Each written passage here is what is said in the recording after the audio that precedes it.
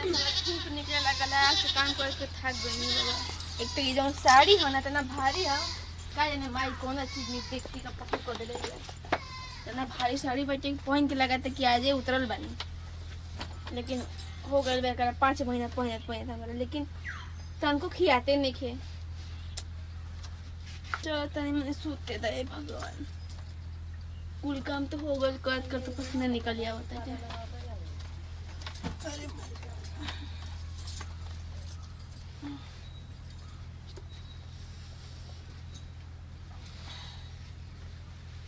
एक तो साला गाय भैंस के खियावल पियावल बहुत बड़ा काम हो, खाना बनावल तो चलो चल जाला, लेकिन गाय भैंस के खियावे तो बड़ा प्रॉब्लम होला।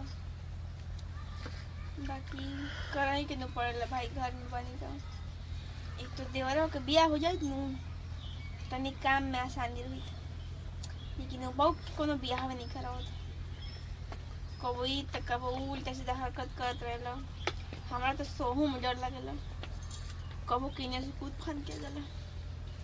लेकिन अभी तो नहीं घर में, अभी तो गोइल बैठे बाहर घूमे आराम से, तब सूट देता।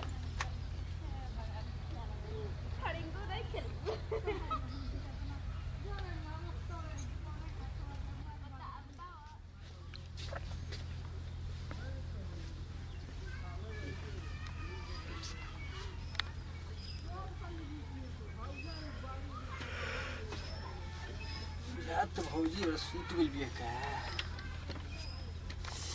बड़ा कौन जो सूट मिल गया बराबर नया नया पहन के बुझा। तो भैया गाँव में आ गई बड़न तो भौजियों के बाजार बना तनी मने से साड़ी बाप बुझा। तो माई दिल भी का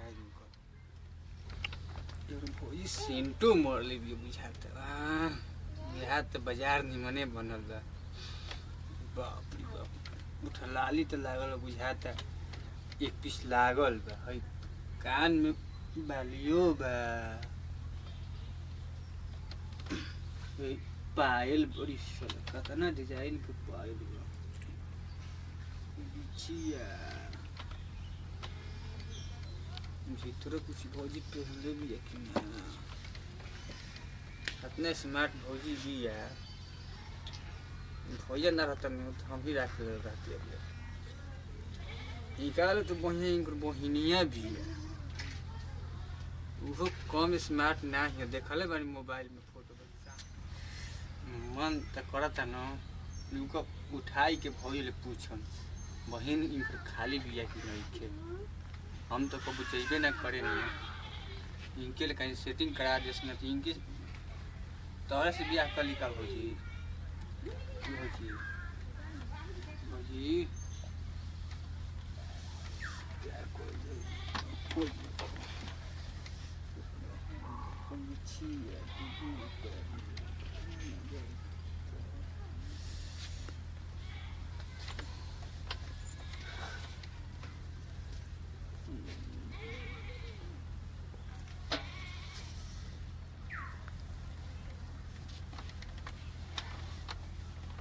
का पड़ता रहे हमार बाबू ना बाबूजी कुछ ना बस खाली आए भौजी अरे भौजी है भौजी का होली उ बिछिया इनको निकल तुहे लगावत रहनी है का हो गइल? ते सही बोलत रे, तहर हाथ ध के बोलत ना सही बोलत तोरा का ते बहिनी न जी सबे हमरा हमारा का करे ते का करत रहले सही बताओ। बाबूजी कुछ ना का भाई? भौजी तो जागले बड़ी पूछ ल का अरे कहूं मैं हमारा लाज लागत है जोन करम करत है एकरा पे त ते करत का रहले सही सही बताओ। बाबूजी तू हमेशा काहे हमरा के मारे हम का कहनी है ते कुछ ना कहले खाली भौजी हमरा बिस्तर पर के बैठल बन जी। ते हमने कुछ का ना हो करत रहले सही बताओ करत का रहले है अगरबत्ती दिखावत रहले है। ए बाबूजी ना का कर रहल ई बताई हमके। खाली बिछिया निकाल हुए देखत नहीं। अरे ना काजी यह कुल काम है बाबूजी ई सब काहे कुल करो काहे कुल छाका करत तनी रहे? हां ए भौजी मोह नहीं खेला तुम्हारे में तोहरो मोह नहीं खेला हां करता रे छाका तनी आई हां करता रे हम खुद कर तो फायदा छोड़ देनी को हम जानत रहनी कि गइल बनी बाहर।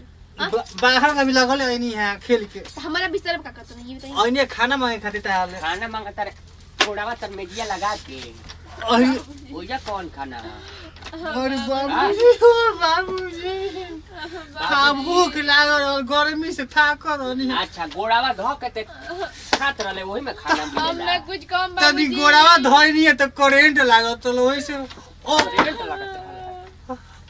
करेंट लागत रहला। करेंट लागत रहला। करेंट लागत रहला। आप रोज जोन करे के बताऊं करी हम तो कुछ नहीं कर सकते। अरे गलिया। लगे इज्जत का चढ़ा कोले जाता है समाज में इतना गंदगी आपके फाटल अरे ला के लुगा दे दी वही के पहन के रहो। ए भौजी बाबूजी तो मारता बा तू मारता रो। ई त भई बाऊ खाला दवा बोके मारी लेखा एकरा घावे नहीं खेला कर। अरे ना एकरा आंखी से लोर अब गिरा। ना बाबूजी अब ऐसा गलती ना करो। तो जोर से लागत है मत मारी। है ऐसा गरम करता रे। बाबूजी और मारत काहे नहीं गिन और भाई बचा ला बचाई दादा के दिन चप्पल तोर बड़ भाई रही तो सोची तुम का करते हमारा जगह तो कह के हम तोरा के को बेर बचा देता नी। ए भौजी बचा ला तू। हमका बचाई हमार उल्टा सीधा करता नहीं हम बचाई बचाई करा के हम बचाई ना बचाई और मार भाई। अरे बाप रे बाप ये दादा अरे गोड़वा ओए बाप रे दोनों मिल के हम आ तू कैसे टूटा तारू हो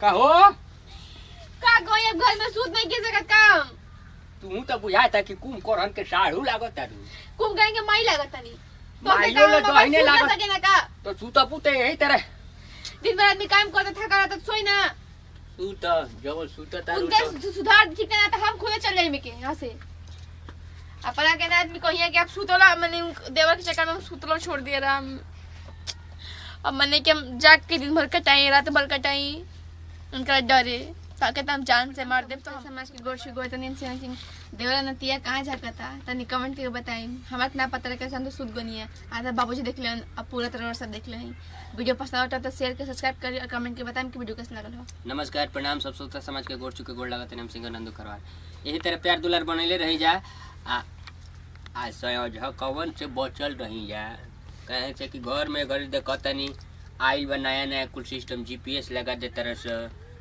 कैमरा लग जाता है इस सब अपन स्वयं रक्षा करी जाए कहे से कि देवर के मन बढ़ गई बा कहे से कि खाद्य पदार्थ वाला खातर से सामान मन डिस्टर्ब रहता है ऐसे कृपया हमारा ओर से रिक्वेस्ट करते कि रहुआ सब सावधानी से रही जा ऐसा कौन से अपन सामान स्वयं रक्षा करी जाए एक वीडियो के साथ है बोल नमस्कार प्रणाम हम अनिल यादव गोरछो गोला तनी अब का करी भई सब हसन हसन भौ जाई मिली त हसन से हो जाए काय हसन से इनका ले बहिन इनकर बहिन बारी ठीक बा अच्छा कौन सा इला दी ठीक ना ए वीडियो के साथ दीजिए विदाई अगला वीडियो में फिर मिलल जाई जय हिंद जय भारत जय भोजपुरिया समाज।